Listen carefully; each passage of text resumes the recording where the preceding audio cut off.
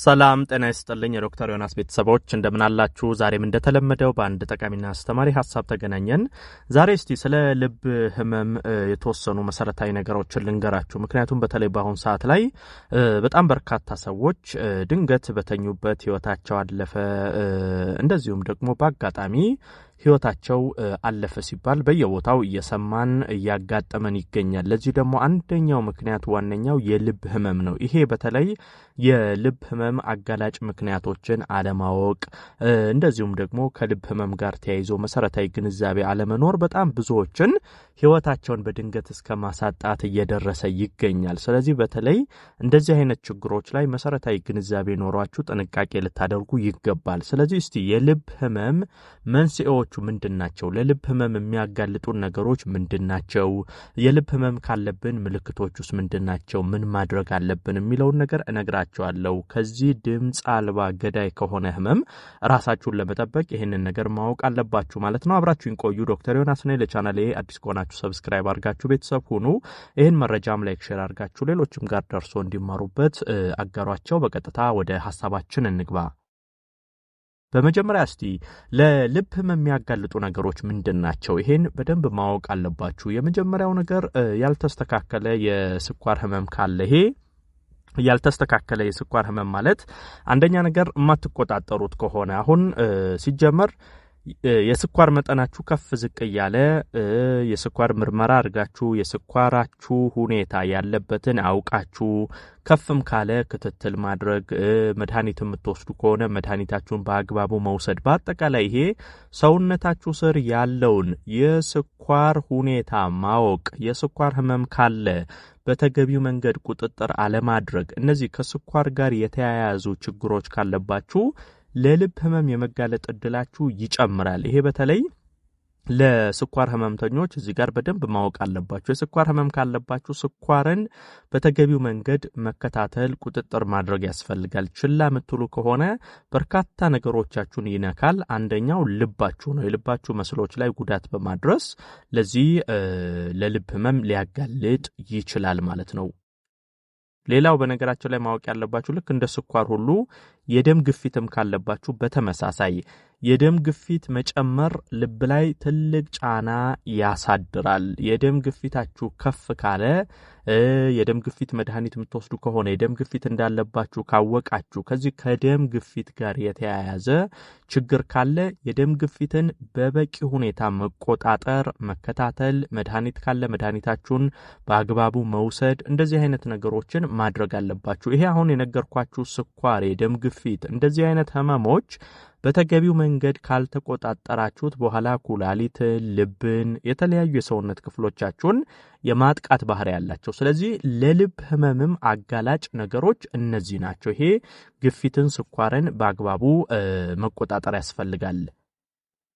ሌላው ከልክ ያለፈ ውፍረት። ይሄ በተለይ ልብ ህመም ሲነሳ አንደኛ የሚነሳው ነገር ይሄ ነው። ሰውነት ላይ አላስፈላጊ ውፍረት፣ ከልክ በላይ ውፍረት ካለ ቦርጭ፣ የስብ ክምችት፣ የኮሌስትሮል እንደዚህ አይነት ችግሮች ካለባችሁ ይሄ የደም ቧንቧችሁ እየጠበበ እንዲሄድ ያደርጋል። ልብ ደምን በበቂ ሁኔታ ለሰውነት ማሰራጨት እንዳይችል ያደርጋል። ለልብ ድካም፣ የልባችሁ መስሎች ላይ ጉዳት፣ የተለያዩ ነገሮችን በማድረስ ለልብ ህመም ያጋልጣል። ለድንገተኛ ህይወትን ማጣት ይዳርጋል።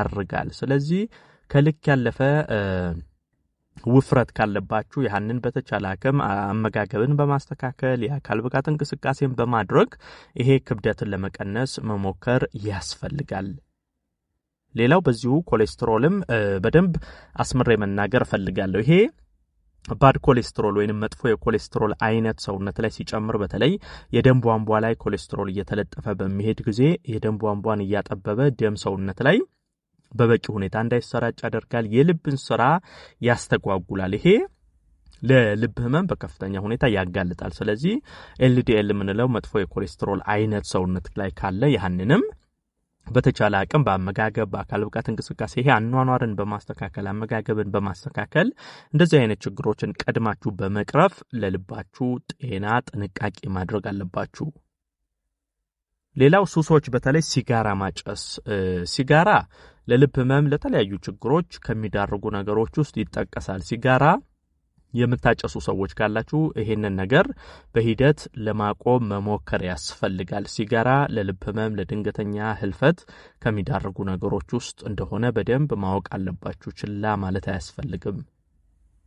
ሌላው ጤናማ አመጋገብ አለመኖር። ይሄ በተለይ የታሸጉ ምግቦች፣ ቅባታማ ነገሮች፣ ጣፋጭ ነገሮች እንዲህ አይነት ነገር ላይ ትኩረት የምታደርጉ ከሆነ ለልብ ህመም፣ ለተለያዩ የጤና ችግሮች ትዳረጋላችሁ። ምንጊዜም በተቻለ አቅም ኦርጋኒክ ነገሮችን ለመመገብ መሞከር። ይሄ ታሸጉ ነገሮችን ትታችሁ አትክልቶች፣ ፍራፍሬዎች፣ እህሎች፣ የተለያዩ ጤናማ ምግቦችን ብትመገቡ መልካም ነው። ይሄ ከየፋብሪካው ፕሮሰስድ እየተደረጉ የሚወጡ ምግቦች ለረጅም ጊዜ እንዲቀመጡ እየተባለ የሚጨመርባቸው ኬሚካል፣ ከዛም የቅባት መጠናቸው፣ የጨው ይዘታቸው በጣም ከፍተኛ ስለሆነ ለልብ ህመም ይዳርጋል። ሌላው አንድ ማስመር መፈልገው በተለይ ተደጋጋሚና ያልታከመ የቶንሲል ህመም ካለ ይሄ በጣም ብዙዎችን ህይወታቸውን እስከ ማጣት ለተለያዩ የልብ ህመም እየዳረገ ከሚገኙ ነገሮች ውስጥ ይጠቀሳል። የቶንሲል ህመም ካለባችሁ፣ ቶንሲል በየጊዜው የሚደጋገምባችሁ ከሆነ፣ ተገቢውን ህክምና ካላደረጋችሁ፣ ከስር መሰረቱ ህመሙን ለማከም ካልተሞከረ ሲመጣ በባህላዊ መንገድ እየመለሳችሁ ችላ እያላችሁ የምትሄዱ ከሆነ በኋላ ልባችሁ ላይ በጣም ከፍተኛ ጉዳት ያመጣል። ይሄ ብዙዎች ለልብ ህመም የሚዳረጉበት አንዱ ይሄ ያልታከመ ጥሩ ህክምና ክትትል ያላገኘ የቶንሲል ህመም መደጋገም ነው። ስለዚህ ይሄንንም በደንብ አስምሬ መናገር ፈልጋለሁ። እንግዲህ እነዚህ በተለይ አሁን የነገርኳችሁ ለልብ ህመም የሚያጋልጡ ነገሮች ናቸው። በዚህ ውስጥ የተወሰኑ ምልክቶችን ልንገራችሁ። በተለይ የልብ ህመም ካለ ምን አይነት ምልክቶች ይኖራሉ? ተደጋጋሚ የትንፋሽ ማጠር ይኖራል፣ ሳል ይኖረዋል፣ የድካም ስሜት ይኖራል። በተለይ ተኝታችሁ ስትነሱ ተኝቶ እንዳደረ ሰው አዲስ አቅም ይዛችሁ ሳይሆን በጣም የመድከም ነገሮች ይኖራሉ።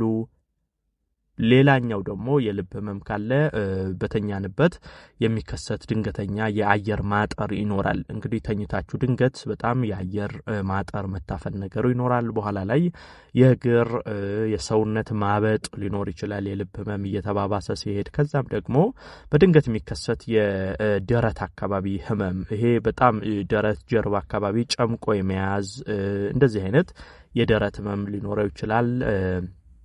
ሌላው ደግሞ በነገራችን ላይ ያለ ትራስ መተኛት አለመቻል፣ ይሄም በቀላሉ የልብ ህመም እንዳለ ማወቅ የምትችሉበት ነገር ነው። ልክ አሁን ትራስ ሳታደርጉ ስትተኙ በጣም ትንፋሽ የሚያጥራችሁ ከሆነ፣ ለመተኛት የምትቸገሩ አይነት ከሆነ እነዚህን አሁን የዘረዘርኩላችሁን ምልክቶች ካያችሁ ወደ ህክምና ተቋም ሄዳችሁ ልባችሁን ቼክ መደረግ አለባችሁ።